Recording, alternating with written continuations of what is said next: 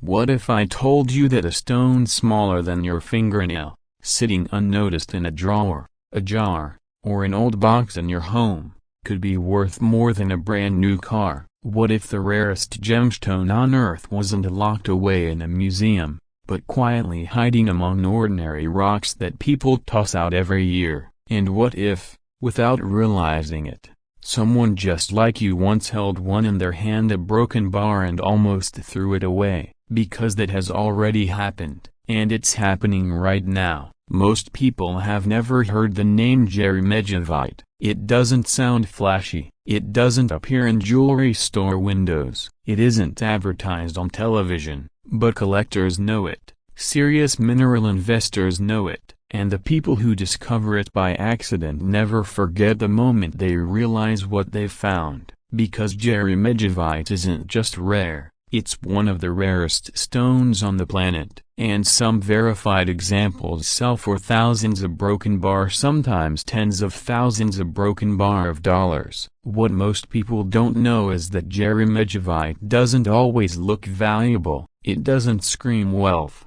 In fact, it often hides in plain sight, mistaken for something common, something forgettable, something unimportant. And that's where this story begins. Years ago, a retired engineer in the American Southwest inherited several boxes of old rocks and minerals from a distant relative. The boxes were dusty, the labels were faded, most of the stones were ordinary quartz, feldspar, and bits of gravel collected decades earlier during road trips and desert hikes. For months, the boxes sat untouched in his garage. One afternoon, while cleaning, he decided to finally go through them before throwing them out. As he sifted through the stones, one caught his attention. It was pale blue, almost colorless in certain light, transparent, lightweight. It didn't sparkle like a diamond. It didn't glow like emerald. It looked a broken bar, simple,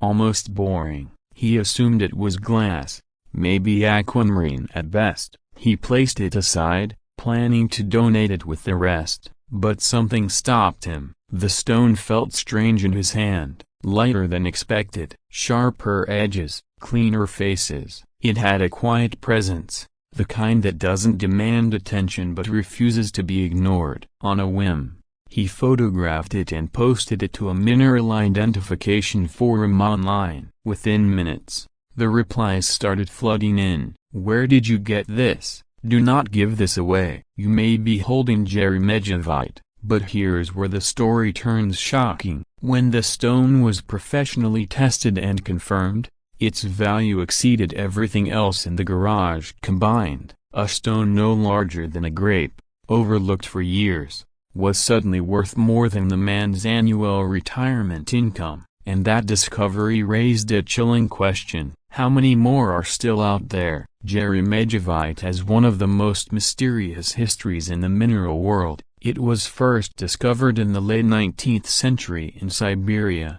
deep within remote pegmatite formations. Named after Russian mineralogist Pavel Jeremejev, the stone immediately baffled scientists. Its chemical composition was unusual, its crystal structure was distinct, and most importantly, it was incredibly scarce. Unlike diamonds or sapphires, Jeremejevite doesn't form everywhere. It requires very specific geological conditions, boron-rich environments, intense pressure, and precise mineral interactions over millions of years. That's why even today, known deposits are painfully limited. Small finds have been recorded in Namibia, Afghanistan, Germany, and a handful of other locations, but gem-quality crystals are almost unheard of. And this is the part collectors never talk about. Many Jeremejevite specimens never reach the open market. When a high-quality crystal appears, it's often bought privately, quietly, and quickly. No auctions, no headlines, just a discreet transfer from one elite collector to another. That secrecy fuels its mystique, a broken bar, and drives prices higher every year. To the untrained eye, Jeremejevite can be deceptive. Its color ranges from colorless to pale blue, sometimes with a faint greenish tint.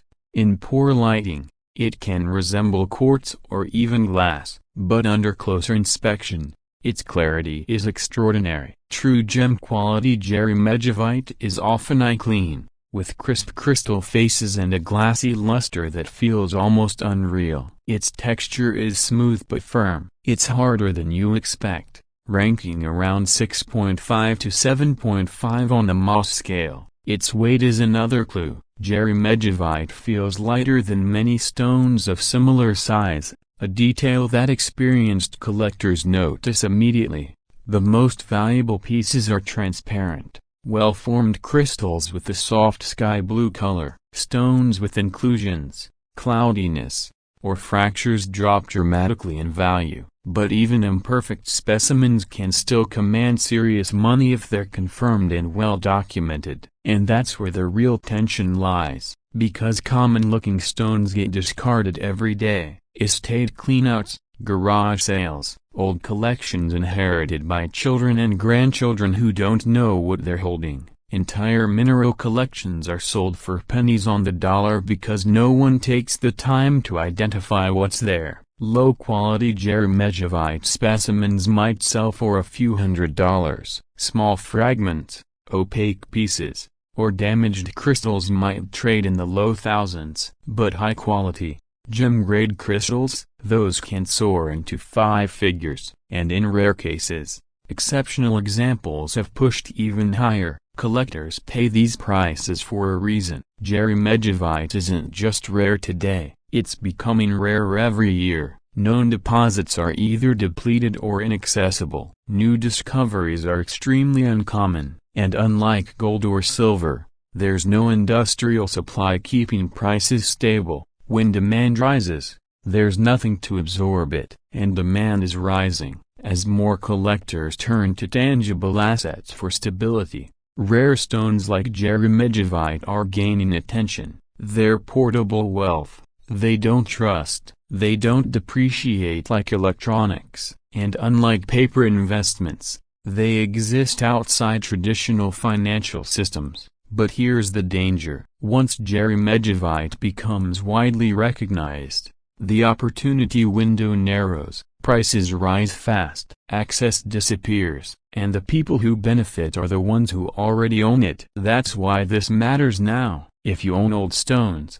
rocks, minerals, or inherited items, there is a non-zero chance that something valuable is sitting unnoticed in your possession. Not just Jeremejevite, but other ultra-rare stones hiding under familiar labels or no labels at all. The tragedy isn't losing money. The tragedy is never knowing what you had. So before you toss that old box, before you donate that collection, before you assume it's worthless a broken bar, look again. Examine color, clarity, weight, shape. Ask questions.